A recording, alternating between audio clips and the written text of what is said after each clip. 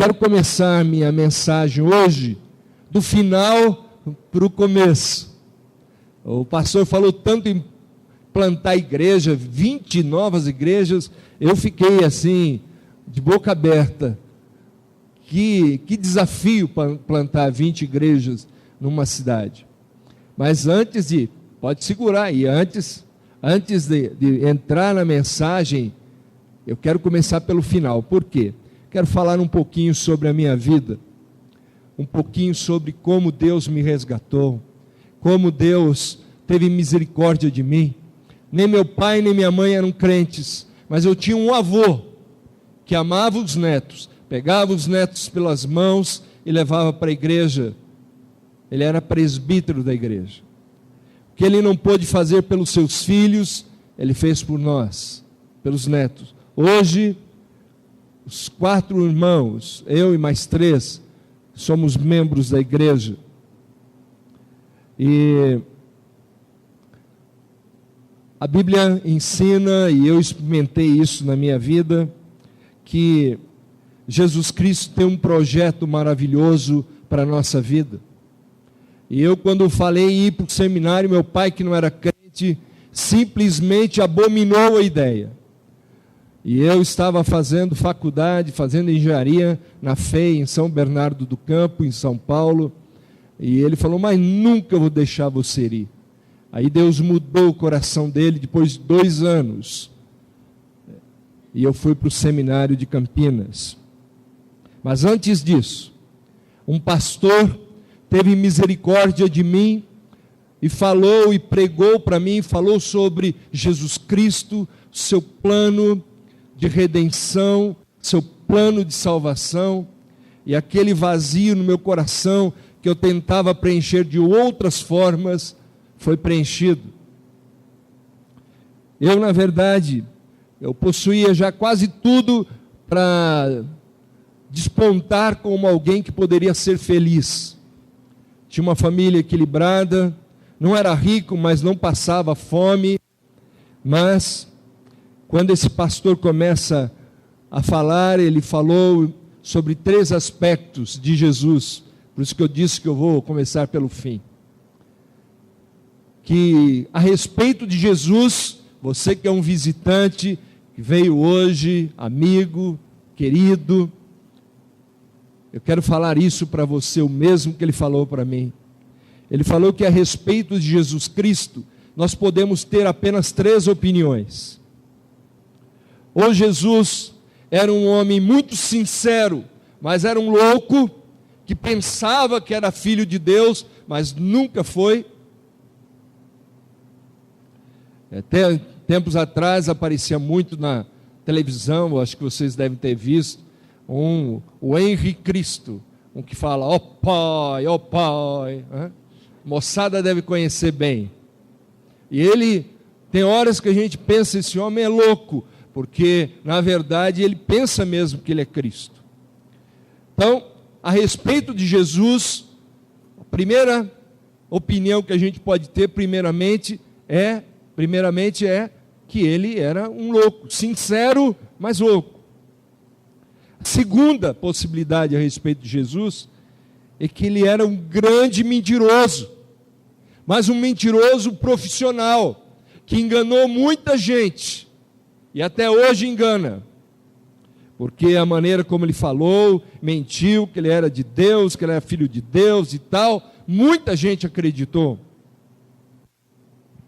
E a terceira e última possibilidade é que, de fato, ele é o Filho de Deus, descido dos céus. Essa é a última.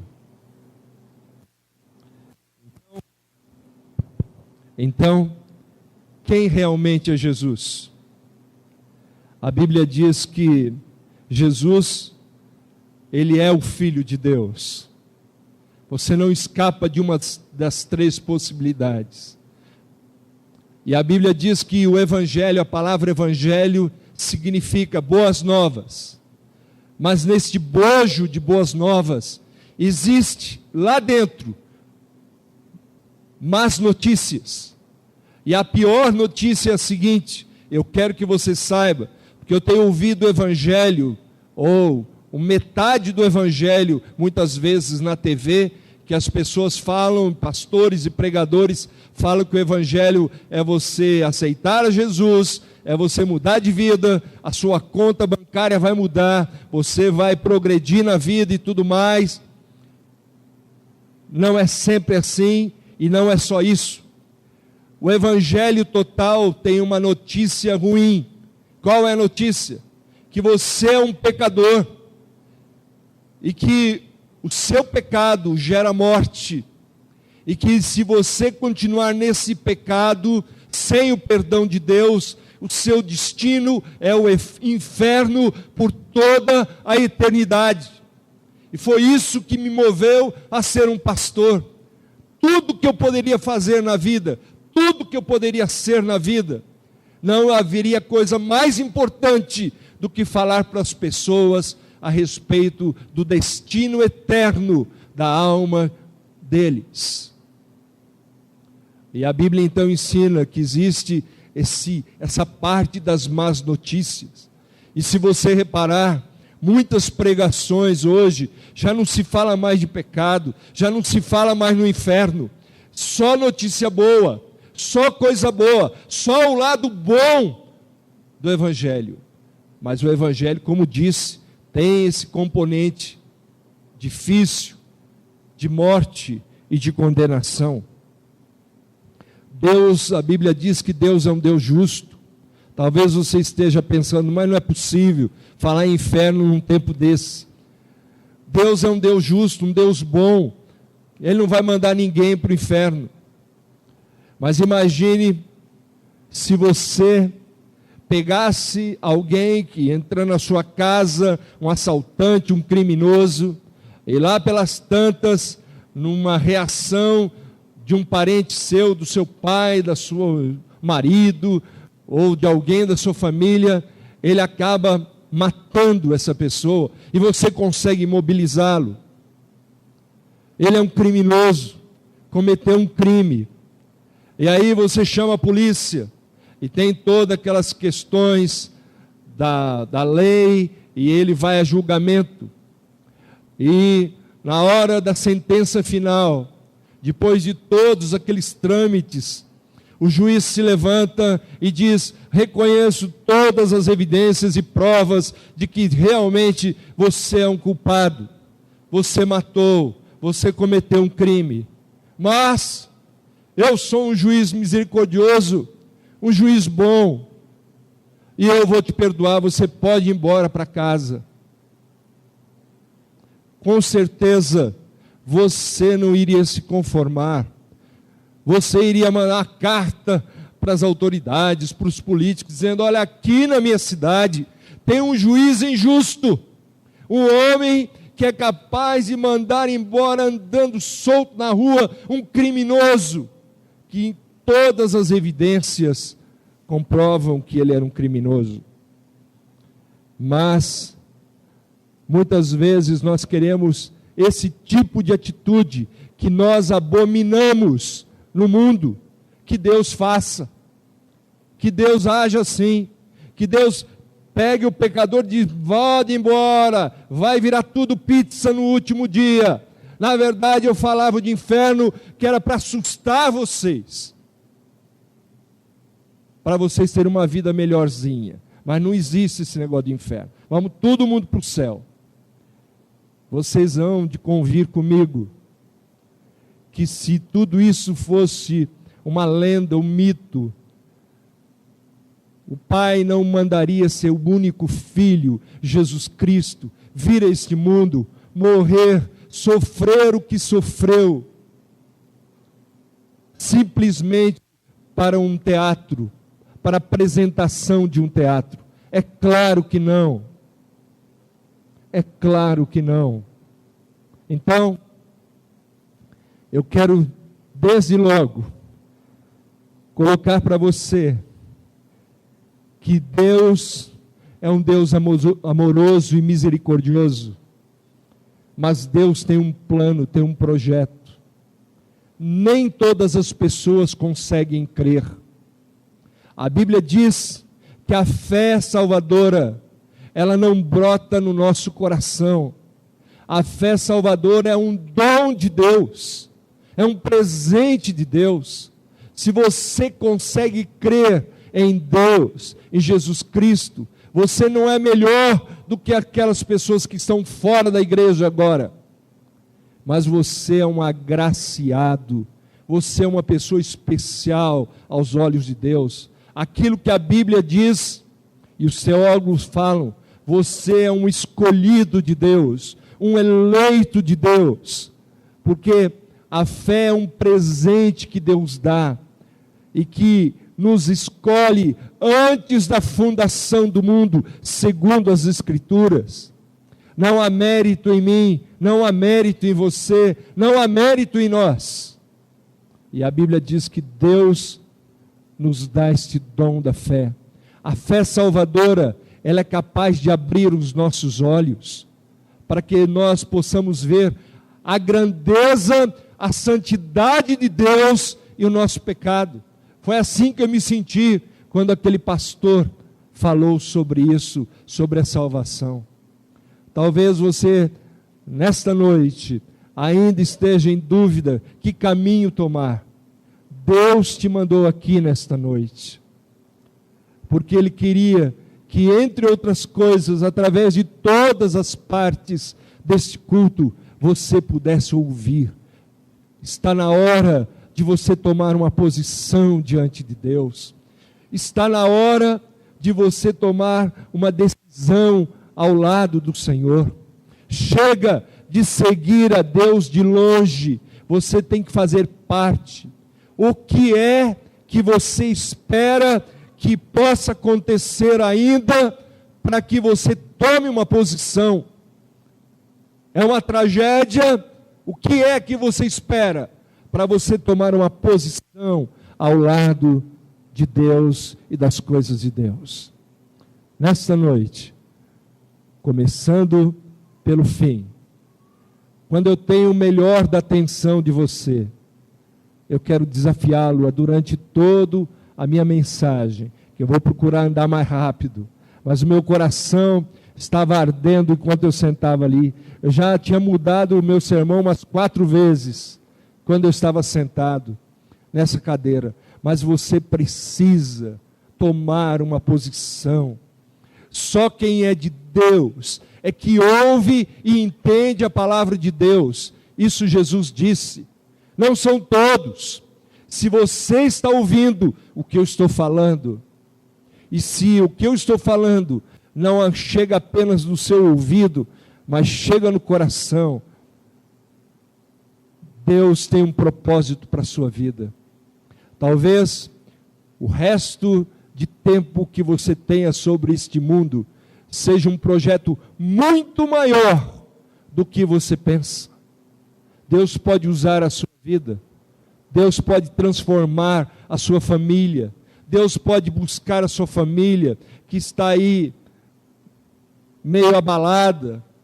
Se na sua casa já se tem conversas do tipo, acho melhor nós nos separarmos, é melhor você seguir para lá, eu seguir para cá. Se existe isso, talvez hoje seja um dia que Deus vai mudar a história da sua casa, a história da sua família. Deus tem poder para fazer coisas como esta. Deus tem poder para transformar o coração, e só Ele tem esse tipo de poder. Eu quero, diante disso tudo, fazer a primeira oração, e depois nós vamos caminhar um pouco mais. Feche os seus olhos, vamos orar. Senhor Deus, nesse momento, eu quero pedir pela vida dos teus filhos que aqui estão. Talvez, ó Deus, pessoas que tenham vindo para cá, e na mente e no coração delas já passou assuntos como divórcio, separação. Talvez tenha passado assuntos como suicídio. Senhor Deus, em nome de Jesus, que essa seja uma noite de salvação. que o teu Espírito Santo fale ao coração, porque senão os discursos humanos são vazios, não conseguem, mas o teu poder, a tua palavra tem poder para tocar nos corações, para mexer na vida das pessoas. É por isso, ó Deus, nós pedimos, fala ao nosso coração e transforma e traz salvação a essa vida que está aqui nesta noite, em nome de Jesus. Amém. Meus irmãos, agora eu vou ter que encurtar o meu sermão. Eu queria, diante do desafio que o reverendo Edgar falou tanto, de 20 igrejas, eu fiquei impressionado. Aí eu falei, eu tenho que falar alguma coisa sobre isso, sobre plantar igreja. E eu fui desafiado quando um pastor vietnamita, numa conferência que eu fui lá nos Estados Unidos, ele falou sobre plantação de igrejas. E eu não tive o mesmo privilégio das minhas filhas, que falam inglês fluente. Eu prego em inglês algumas vezes, mas sempre com mais dificuldade. E quando tem uma conferência, tem uma tradução simultânea, eu sempre dispenso a tradução, porque eu quero forçar o meu entendimento. E aí chegou esse pastor vietnamita pregando em inglês, e ele começou a pregar sobre o livro de Jonas. E uma determinada hora ele falou, eu quero mostrar para vocês como em 4 dias você parte de uma igreja do 0 para 120 mil membros. Eu já comecei a desconfiar do meu entendimento de inglês. Aí ele continuou, dizendo aí assim, primeiro tópico, seja desobediente ao que Deus te mandar fazer. Eu falei, eu vou pedir a tradução, vou pedir o aparelho, não é possível. E aí continuou, eu insisti. Segundo, odeie as pessoas para quem você vai pregar. Aí eu passava na minha carequinha e falava, não é possível. Será que é isso mesmo? Terceiro, tem um sermão único, que você vai pregar sempre o mesmo sermão, que seja um sermão de pura condenação, não de graça. E ele mostrando em Jonas todas essas evidências. Eu falei, meu Senhor, até que um momento ele falou, meus irmãos, é claro que eu estou fazendo aqui um impacto sobre vocês. E aí ele conclui por um outro caminho que eu quero compartilhar com vocês nesta noite. Abra sua Bíblia em Mateus 12, versos 38 a 41. Evangelho de Mateus 12, 38 a 41.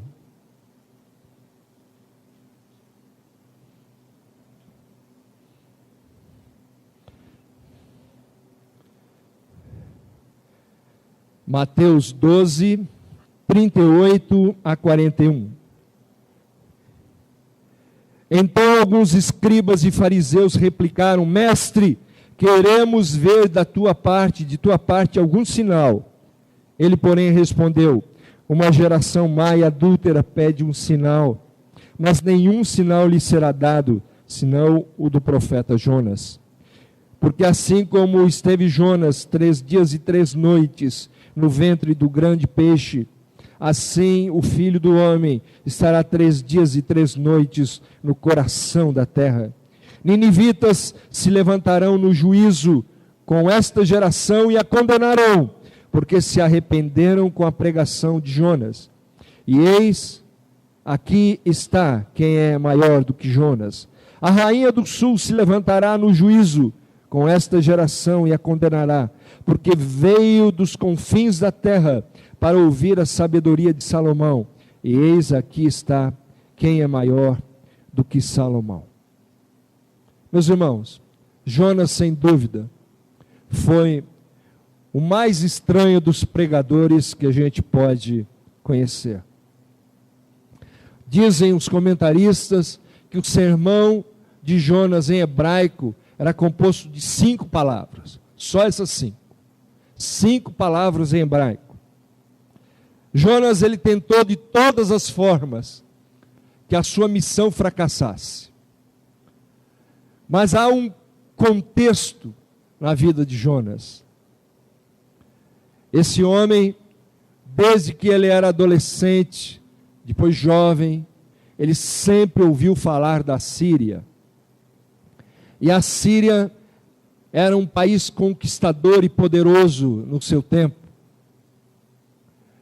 E a Síria, os assírios, eram homens truculentos e maus. E um dos costumes dos assírios é que, quando eles percebiam que um dos escravos ou um dos sobreviventes era um homem mais forte e tal, eles vazavam os olhos para que ele servisse como um tipo de animal de carga. E Jonas, ele vivia sobre esse tormento. Ó, os assírios estão chegando, os assírios estão ali. E ali, então, sempre, Israel sempre se falava do perigo dos assírios. Aí, uma determinada hora, Deus o levanta como profeta. Jonas só é citado uma vez no Velho Testamento, citado lá no 2º livro dos Reis, capítulo 14, verso 25. É a única vez. E a outra vez, ele é citado pelo próprio Jesus nesse texto que li. Essa citação de Jesus sobre Jonas me dá toda a tranquilidade de pregar sobre ele. Porque Jesus comparou o seu período na sepultura com o período que Jonas esteve no ventre do grande peixe. O centro do livro de Jonas não é Jonas, não é o grande peixe, como alguns pensam, mas é o próprio Deus, a sua intervenção, o seu amor, o seu poder. O nome Jonas significa pomba em hebraico. E a nossa relação de pomba com paz, longe de ser um homem pacífico, ele está em guerra contra Deus e desobedece a Deus. Por quê? Porque nessa hora, Jonas é mais patriótico, mais nacionalista do que crente. Quando Deus fala em que ele vá a Nínive pregar, ele fica preocupado. E ele fica preocupado, depois ele vai dizer isso no livro de Jonas, porque ele sabe que a misericórdia de Deus é grande, que o maior pecador pode ser objeto do grande amor de Deus, e ele sabe disso, e ele disse isso para Deus: eu não queria vir, porque eu sei que o Senhor é grande misericórdia, e o Senhor podia perdoar, eu não queria que o Senhor perdoasse esse povo mau, esse povo que quer devorar Israel, eu não gostaria disso. E ele então foge, Jonas foge da presença de Deus, desceu para Tarsis, desceu para o navio, desceu para o porão, desceu para a barriga do peixe, só desceu, até a hora em que ele para diante do Senhor, e ele parando diante de Deus, ele então, ele se arrepende, e agora sim está disposto a obedecer totalmente aquilo que Deus queria. Mas meus irmãos, vou correr um pouquinho mais das lições que a gente aprende com Jonas. A primeira lição é que Deus é um Deus santo e que Ele odeia o pecado. Lá em Jonas capítulo 1, verso 2, a palavra diz assim: clama contra ela, contra Nínive, porque a sua malícia subiu diante de mim. Deus não pode ser indiferente ao pecado. Ontem à noite eu disse uma coisa, que nem demônios, nem forças do mal, nem o governo, nem espada, nem a guerra pode nos separar do amor de Deus, diz Paulo aos Romanos. Mas Isaías 59, 1 e 2 diz que existe uma força que é capaz de nos separar de Deus, que é o nosso pecado. Quando nós quebramos a lei de Deus, quando nós andamos em caminhos que não agradam a Deus, isso faz obstáculo. Deus não ouve as nossas orações, diz a Bíblia. Então, nosso Deus é um Deus santo. Ele deve punir o mal e os malfeitores, que somos nós. Deus é santo, não pode tolerar o mal. A Bíblia diz que Deus tem conhecimento de todas as coisas, de todo o mal que os homens fazem. Ele é onipresente, Ele é onisciente. Não posso eu fazer absolutamente nada sem que Deus saiba. Isso você precisa entender. Isso tem a ver com temor a Deus. Nós somos o que somos quando estamos sós, longe de casa, longe da família, longe dos conhecidos, longe dos amigos. Ali a gente vai revelar quem nós realmente somos. Mas você não pode esquecer, você pode estar longe de todos, menos de Deus. Deus, Ele não tolera a maldade e o pecado. Ele não aceita a rebeldia de Jonas, mas Ele ouve a oração. A Bíblia diz que Ele ouve a oração de Jonas. Ele ouve a oração também dos ninivitas, salvou-lhes a alma. Deus vê o pecado, Ele caminha com os convertidos, Deus perdoa e salva. Aos que têm coração duro, Deus repreende e corrige, mas Ele é um Deus de misericórdia. É por isso que eu estou aqui nesse púlpito hoje, porque Deus é um Deus de misericórdia. Toda vez que eu subo no púlpito, qualquer igreja, eu fico dizendo: Senhor, tem misericórdia da minha vida, tem misericórdia do meu ministério, daquilo que eu vou falar em Teu nome, tem misericórdia de mim. Espírito Santo, me ajude. Primeira lição que eu aprendo com o livro de Jonas e com Jonas é que Deus é um Deus santo, que Ele odeia o pecado, e que aquela frase muitas vezes usada, Deus ama o pecador e odeia o pecado, é uma frase meio perigosa para a gente usar, porque geralmente o pecado está ligado às pessoas, somos nós que cometemos os pecados. Então a gente tem que analisar com um pouco mais de cuidado essa frase. Segunda lição que eu aprendo, vou mandar um pouquinho mais rápido. Há sempre bons motivos da nossa parte para não nos envolvermos com a obra de Deus. Tem muita gente com talento dentro da igreja que saberia e poderia nos ajudar e ajudar a igreja, o pastor, o conselho, a causa, o reino de Deus de uma maneira muito, muito eficiente. Mas você pode enumerar os motivos. Lá tem a fulana de tal, eu não vou com a cara dela. Lá tem o seu Beltrano, eu sei muito bem o que ele faz. Lá tem isso, tem aquilo. E você enumera os motivos para você não participar mais efetivamente com o seu dom, com o seu talento da obra de Deus na igreja de Uberaba.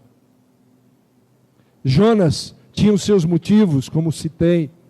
Ele era um homem com o coração traumatizado, com o coração amargurado. Ele tinha pavor dos assírios. Ele sabia que os assírios eram maus. E agora Deus o manda falar de amor, de perdão. Gostou ele da primeira parte. 40 dias eu vou subverter, vou acabar com Nínive. Mas da segunda ele não gostou. Jonas tinha o nome desse povo, como disse, como um trauma. E ele conclui que se os ninivitas forem poupados, eles vão voltar, vão se fortalecer, vão voltar e vão devorar Israel.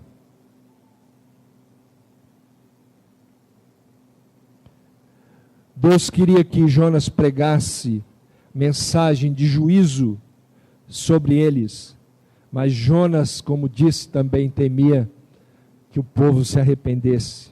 Por isso, quando eu e você não queremos obedecer a Deus, nós elencamos uma série de bons motivos, e bons entre aspas. Cuidado, talvez hoje, você que está aqui no aniversário da igreja, não esteja se envolvendo tanto, porque você tem este elenco de bons motivos para não trabalhar mais, para não se dedicar mais, para não usar seus dons, seus talentos para a obra de Deus. Talvez hoje seja um dia que você vai dar um presente para a sua igreja. Não é para o pastor, não é para o conselho, mas é para Deus, o dono da igreja, para o noivo da igreja.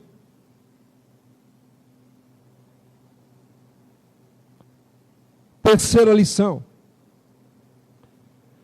podemos correr, mas não podemos nos esconder da presença de Deus. Eu não sei o que você está fazendo, eu não sei os lugares que você tem ido, eu não sei os compromissos que você tem assumido, mas eu quero dizer uma coisa para você: Deus vê todas as coisas. O Deus da nossa igreja não é um Deus que se agrada com perfume, com mel, com pente, com roupa de seda. Não é um Deus que se agrada e se aplaca a sua ira com sangue de qualquer animal. A Bíblia me ensina que o nosso Deus é um Deus que mandou o seu único Filho, Jesus Cristo. E quando o Velho Testamento sacrificava o cordeiro, esse cordeiro simbolizava o próprio Jesus. E não foi à toa que João Batista, quando viu Jesus, aponta e diz: eis o Cordeiro de Deus que tira o pecado do mundo.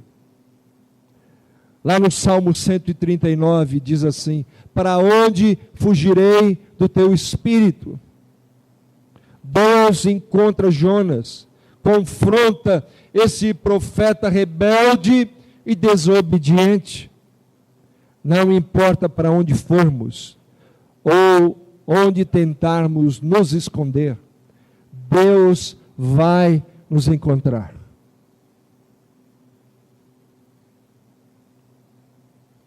E aí, Jonas foi encontrado e se tornou a causa da tempestade em alto mar. Por isso, ele mesmo se entrega e diz assim: olha, eu sou a razão. Quando vivemos em pecado, em rebeldia, em desobediência, afetamos a vida dos outros que estão ao nosso redor. Todos sofrem ao nosso redor, quando o pecado encoberto é mantido e não confessado. A igreja não caminha, perde autoridade diante do reino e nas potestades malignas. O pecado não confessado destrói os relacionamentos. Pode ser a nossa família, os amigos, ou até mesmo pessoas que nós não conhecemos pessoalmente, sofrem quando a gente, a semelhança de Jonas, é o pivô causador das tempestades. Muita gente sofre. Então, você pode correr, mas não pode se esconder da presença de Deus. É a terceira lição. Quarta lição que eu aprendo com Jonas é que com Jonas eu aprendo a orar e a obedecer. Nem sempre é o que eu quero fazer, que eu gostaria de fazer. Ademais, amar, segundo a palavra de Deus, é muito mais do que um sentimento, é atitude. Amar é dar ao outro o que ele precisa e não o que ele merece. Quando nós amamos da maneira que a televisão nos ensina, a gente para e fala o seguinte: me tratou bem, eu trato bem. Gostou de mim, eu gosto também. Não gostou? Às vezes põe uma plaquinha assim no estabelecimento: a minha educação depende da sua. Onde já se viu? Baseando, diminuindo a educação que seu pai e sua mãe te deu. Você vai depender do outro. Mas o amor verdadeiro de Deus é diferente. Você pode estar certo de uma coisa: que Jonas nunca tinha orado daquela maneira quando ele estava como aquela que ele estava dentro da barriga do peixe. Ele orou, apresentou sua vida, a sua vontade, a vontade de Deus. Da barriga do peixe agora está disposto a obedecer plenamente aquilo que Deus queria. Deus ouviu as orações dos marinheiros e os poupou. Deus ouviu o clamor de Jonas nas entranhas do grande peixe e o libertou da morte. Deus ouviu, repito, o clamor dos ninivitas e o salvou. O nosso Deus é um Deus que ouve as orações e responde, sempre responde. E às vezes a resposta não é aquela que a gente quer, mas Deus responde. Quinta lição, caminhando. Aprendemos ainda, na vida de Jonas, que Deus algumas vezes nos dá uma segunda chance para fazermos a sua vontade.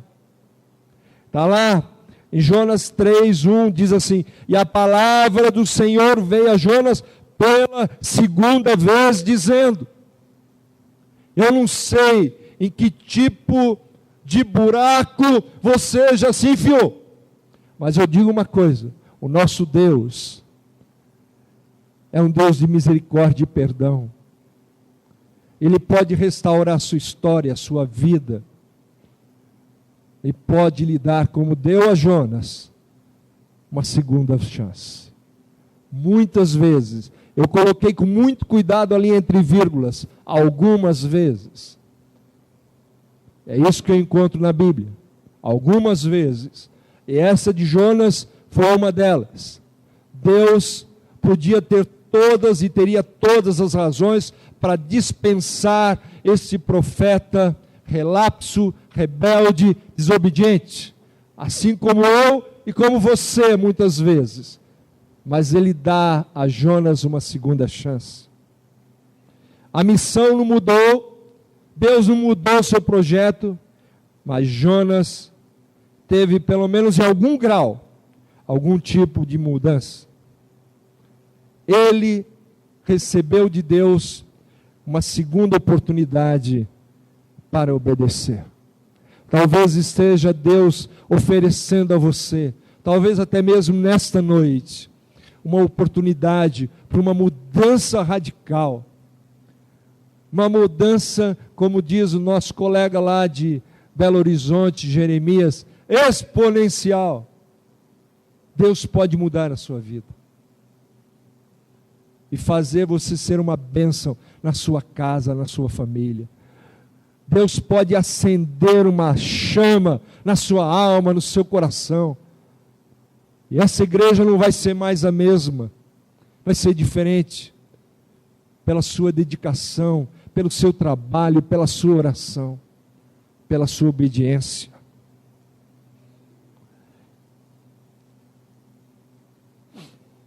Sexto lugar, estou acabando. Nós aprendemos que a palavra de Deus é viva e eficaz e pode transformar qualquer coração.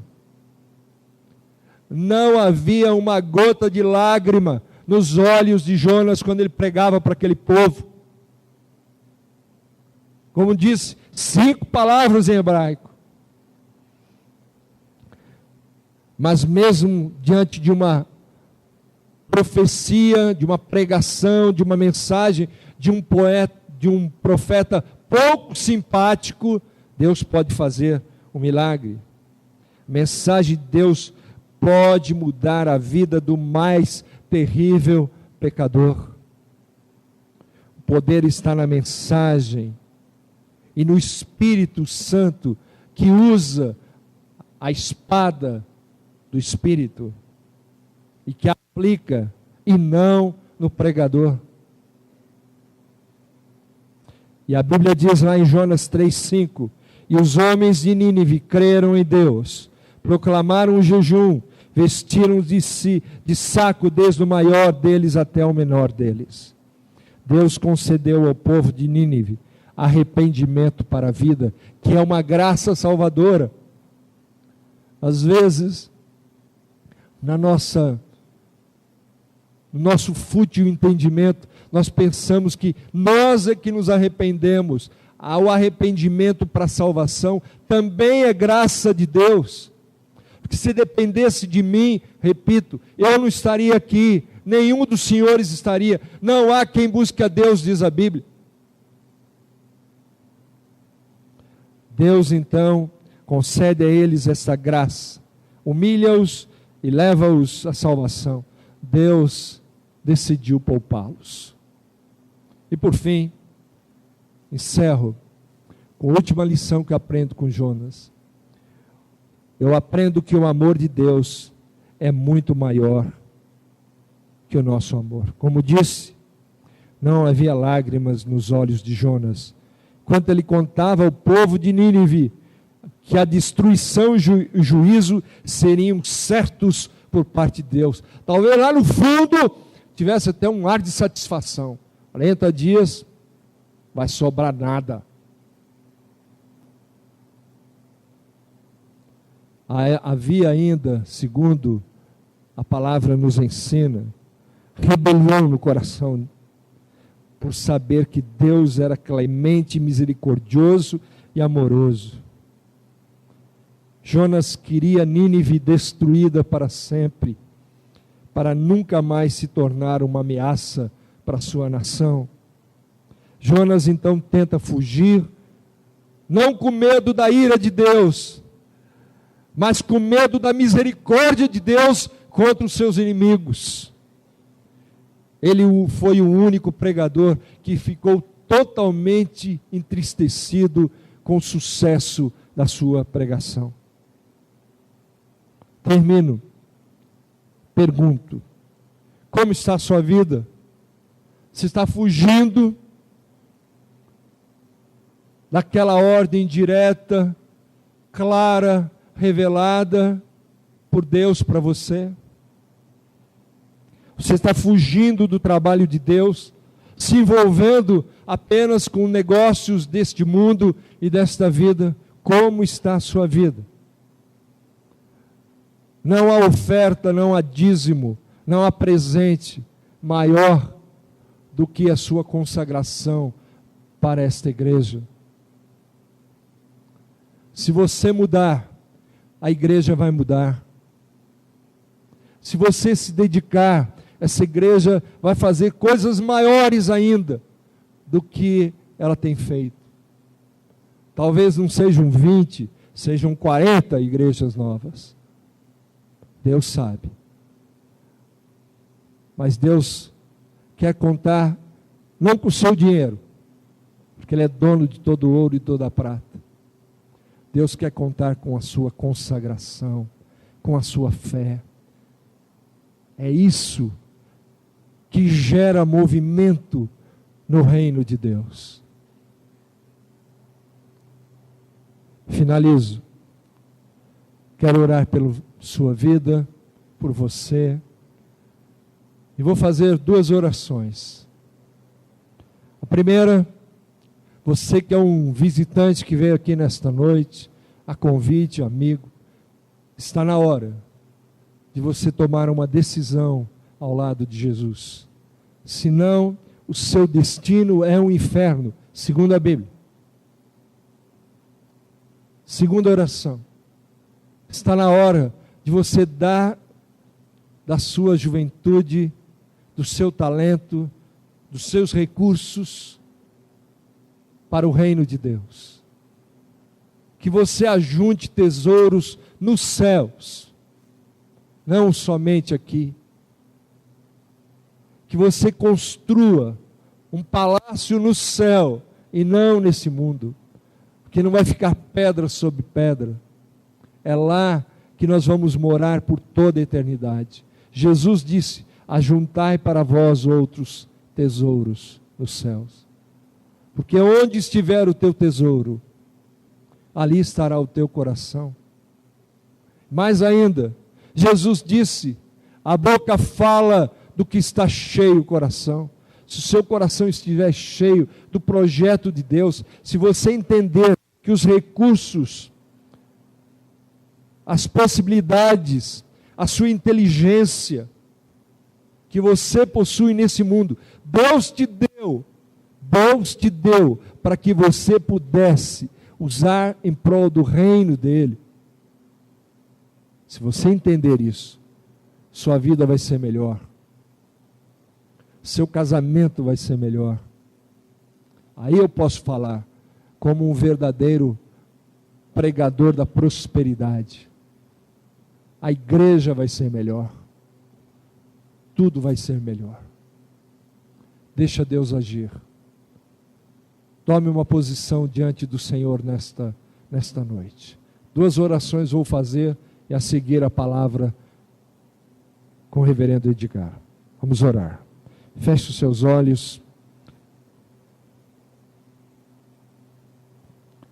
Há muitos anos atrás alguém gastou tempo comigo e falou do amor de Deus, do preço que foi pago, que não foi ouro, nem foi prata, mas foi o precioso sangue de Cristo, que foi derramado na cruz, por causa da minha maldade, da minha malícia, das minhas mentiras. E hoje quero apresentar a você o Evangelho de Cristo. Ore comigo. Senhor Deus, nesta noite, eu quero andar por um caminho diferente. Estou cansado de vaguear neste mundo sem direção. Mas nesta noite ouvi a Tua palavra e eu quero me dedicar somente a Ti, totalmente a Ti. Tudo que sou, tudo que tenho, tudo que vier a ser, quero consagrar ao Senhor. Toma minha vida nas Tuas mãos.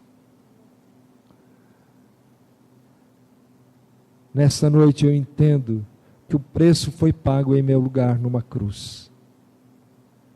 Nesta noite eu compreendo, meus olhos se abriram, e eu pude compreender e ver quão pecador sou, e como eu preciso do Teu perdão. Quero fazer parte do Teu reino, da Tua igreja. Ajuda-me, ó Deus, nesta noite. A você que já é membro da igreja, a você que já é membro da igreja e tem acompanhado de longe, sentado na arquibancada apenas, é tempo de você entrar em campo. É tempo de você entrar em campo. E se aproximar do pastor. Pastor, o que eu posso fazer? Onde eu posso atuar? Eu quero usar o meu dom, meus dons, meu talento, aquilo que sou e que tenho, para a expansão do reino de Deus, nesta cidade que eu tanto amo, nesta cidade de Uberaba. Foi aqui que Deus me colocou, aqui que Deus me plantou. Eu quero frutificar aqui. Diga isso ao Senhor. Toma a nossa vida nas Tuas mãos, ó Deus. E o tempo que ainda nos resta neste mundo, que saibamos usar com sabedoria, como diz a Tua palavra, remindo o tempo, aproveitando sabiamente o tempo, porque os dias são maus. Ajuda-nos, ó Deus, e abençoa a tua igreja, e que ela floresça, e que ela dê frutos, e os frutos permaneçam. Abençoa esta igreja, o seu conselho, santifica a vida destes homens, que estão, ó Deus, à frente da igreja, suas famílias, seus filhos, ajude-os, ó Deus, e abençoa a tua igreja, pedimos, em nome de Jesus, amém. Deus abençoe a todos.